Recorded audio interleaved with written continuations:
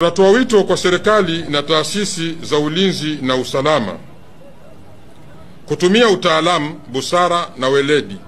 katika kudhibiti misuguano,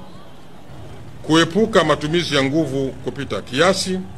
kushughulikia sababu badala ya dalili, kujihusisha na mazungumzo ya kujenga nchi badala ya vitisho na matumizi ya nguvu. Katika taifa lolote lililojengwa katika misingi ya amani, haki na upendo na uongozi wenye utu, nguvu hutumiwa kwa ulinzi na sio kwa kuadhibu sauti za wananchi. Tunashauri kuanzishwa kwa mfumo wa haki, uadilifu na usawa wa kudumu wa majadiliano kati ya serikali, viongozi wa dini, viongozi wa vyama vya siasa na vijana, ili kujenga tamaduni